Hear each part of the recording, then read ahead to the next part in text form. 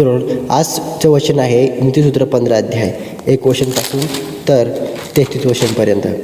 मृदू उत्तराने कोपाशी निवारण होते, कठोर शब्दाने क्रोध उत्तेजित होतो. सुज्ञाशी जीवा सुज्ञान बदते, मूर्खाच्या मुखातून मूर्खता बाहेर पडते. परमेश्वराचे नेत्र सर्वत्र पाहतात आणि ते बरे वाईट पाहत असतात. जीवेशी सौम्यता जीवनाचा वृक्ष आहे, पण तिशी कुटिलता अंतःकरण विदारते. मूर्ख आपल्या बापाचे शिक्षण तुच्छ मानितो, वाग्दंड लक्षात ठेवतो तो शहाणा होतो. धार्मिकाच्या गृहात मोठे भंडार असते, दुर्जनाच्या मिळकतीत उपद्रव असतो.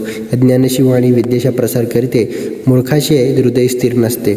दुर्जनाचे यज्ञ परमेश्वराला वीट आणितो, परंतु सरळ अशी प्रार्थना त्याला आनंद देते. दुर्जनाचे मार्ग परमेश्वराला वीट आणितो, पण जो नीतीला अनुसरतो तो त्याला प्रिय आहे. जो सन्मार्ग सोडितो त्याला भारी शासन होते, जो वाग्दानाचा तिटकारा करीतो तो मरेल. अधोलोक आणि विनाशस्थान ही परमेश्वराच्या दृष्टीपुढे आहेत, तर मग मनुष्य जातीची अंतःकरणे त्याच्या दृष्टीपुढे किती जास्त असली पाहिजे. धर्मनिंदकाला वाग्दंड आवडत नाही, तो ज्ञानाकडे जात नाही. आनंदी मनाने मुख प्रसन्न होते, मनातील खेदाने हृदय भंग पावते.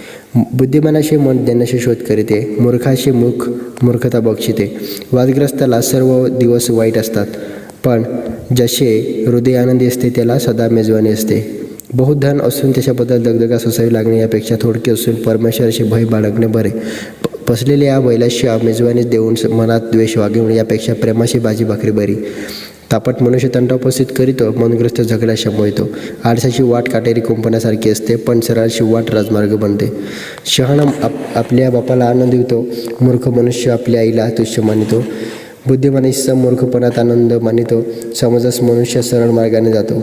मसलत मिळाली नाही म्हणजे बेत निष्फळ होतात. मसलत देणारे पुष्कळ आहेत, तरी ते सिद्धी जातात.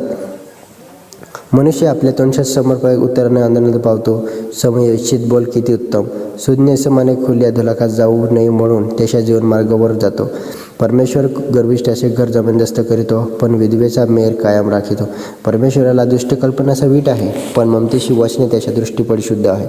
धनलोभी आपल्या कुटुंबाला त्रास देतो, पण ज्याला लाशेचा तिटकारा असतो तो वाचतो.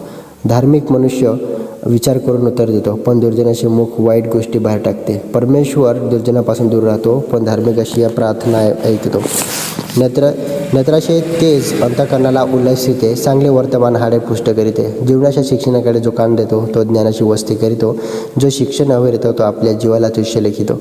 जो वाग्दंड ऐकून घेतो तो ज्ञान मिळवतो. परमेश्वराचे भय हे सुज्ञाचे शिक्षण होय, आधी नम्रता मग मान्यता. प्रियांनो, हे देवाचं वचन आहे नीतिसूत्र 15 अध्याय. आणि आणखी जास्त समजण्यासाठी या वचनाला तुम्ही बायबल असेल तर वाचा, आणि नसेल तर तुम्ही मोबाईलमध्ये वाचा. देव तुम्हाला आशीर्वादित करो. आमेन.